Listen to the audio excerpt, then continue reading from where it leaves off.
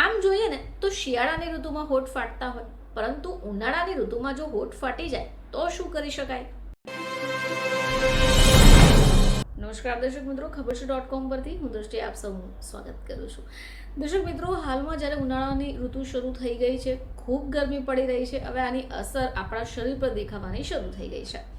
કહેવાનો અર્થ એ છે કે આ દિવસોમાં જ્યારે બહાર જઈએ તો આપણે સૌથી પહેલાં આપણી ત્વચાનું ધ્યાન રાખવું પડશે, કારણ કે આ ઋતુ એવી છે કે જેની સીધી અસર આપણા શરીર ઉપર, આપણી ત્વચા ઉપર દેખાવાનું શરૂ થઈ જશે. સનબર્ન થશે, ટેનિંગ થઈ જશે. હવે આવામાં તમે જોશો તો અમુક વ્યક્તિઓના હોઠ ફાટી પણ જશે. હવે આમ જોઈએ ને તો શિયાળાની ઋતુમાં હોઠ ફાટતા હોય, પરંતુ ઉનાળાની ઋતુમાં જો હોઠ ફાટી જાય તો શું કરી શકાય? તો ફક્ત શિયાળામાં જ હોઠ ફાટી જાય એ જરૂરી નથી. ગરમીની ઋતુમાં પણ હોઠ ફાટવી એક સામાન્ય તકલીફ કહી શકાય. હવે ગરમીમાં ખૂબ તડકો પડતો હોય, પસીનો થતો હોય, શરીરમાં પાણીની ઉણપ થઈ જાય અને અમુક વાર જો ખરાબ આદતો હોય તો એને કારણે પણ હોઠ ફાટી જતા હોય છે.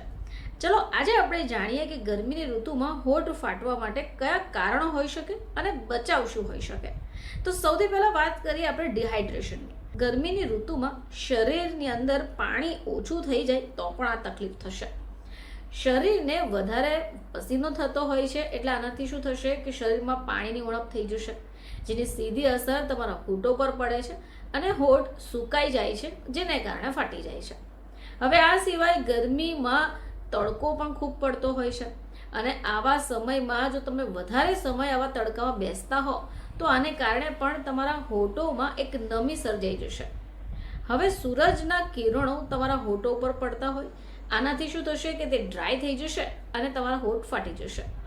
હવે તમે જોતા હશો કે ઘણા બધા લોકોને અમુક ખરાબ આદત હોય છે, જેમ કે વારંવાર પોતાના હોઠને ભીના કરી દેવા. ગરમીની ઋતુમાં હોઠ ડ્રાય થઈ જતા હોય છે, એટલે લોકો શું કરે કે જીભ વડે એને ચાટ્યા જ કરતા હશે, ભીનું કર્યા કરતા હશે. હવે આનાથી થોડો વાર તમને આરામ મળશે, પરંતુ આનાથી હોઠ વધારે ડ્રાય થવા લાગે છે અને વધારે ફાટવાનું શરૂ થઈ જશે. એ સિવાય પોષણની ઉણપ. જો શરીરમાં વિટામિન બી, આયરન અને બીજા ન્યુટ્રિશન્સની જો ઉણપ હશે તો તમારા હોઠ ફાટવાનું એક કારણ એ પણ હોઈ શકે. હવે આ જ કારણ છે કે ગરમીની આ ઋતુમાં ખાનપાનમાં જરાક પણ આળસાઈ ન કરવી જોઈએ. ગરમીની ઋતુમાં ઉપયોગ કરવાવાળા લિપ બામ, સનસ્ક્રીન અને ટૂથપેસ્ટથી પણ એલર્જી થઈ શકે. હવે આની અસર પણ તમને હોઠો પર દેખાઈ શકે. તમારા હોઠો પર રેશિસ અથવા તિરાડ પણ પડી શકે.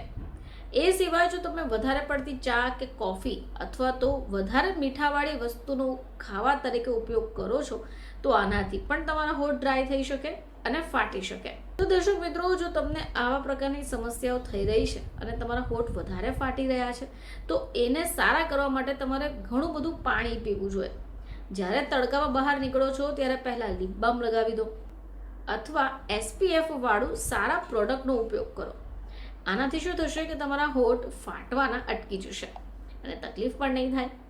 ફરીથી તમારી સમક્ષ હાજર થઈશું. ત્યાં સુધી જોતા રહેજો ખબર છે .com.